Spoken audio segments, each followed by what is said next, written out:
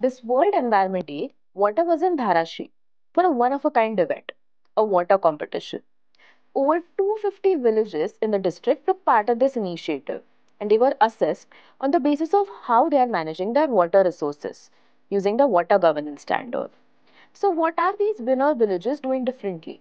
Building water harvesting structures like check dams and trenches, budgeting how much water a village can use, sharing water fairly between homes, farms, and animals, choosing crops that need less water, and installing drip and sprinkler irrigation systems to cut water use.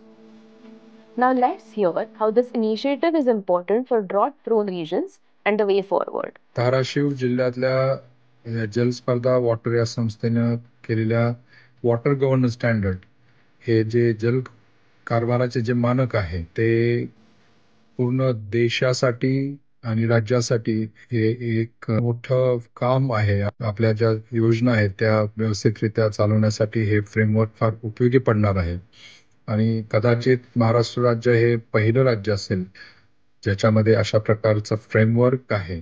मागच्या काही दिवसापासून महिन्यापासून आपण आपला जिल्ह्यामध्ये गावांसाठी एक जिल्हा अभियान जल स्पर्धा असं एक विशिष्ट स्पर्धा आपण घेतलं होतो. या एक माध्यमातून आपल्या धाराशिव जिल्ह्यामध्ये पाणी संवर्धन, पाणी याच्या अडवणे, पाणी जिरवणे असं एक संकल्पना आहे. मोठ्या प्रमाणात आपण हाती घेतलेली आहे. भविष्यात पण आपल्याला या दिशेने कामकाज करायची आहे आणि आपल्याला माहिती आहे की आपला धाराशिव जिल्हा दुष्काळग्रस्त जिल्हा असल्यामुळे ॲव्हरेज रेनफॉल आहे आपल्या जिल्ह्यामध्ये कमी पडतो. या सगळ्याच्या अनुषंगाने आपल्याला अजून जोराने कामकाज केली पाहिजे. With Dharashi's success, there's hope that this model can grow and be implemented across more drought prone regions. This initiative shows what's possible when everyone works together.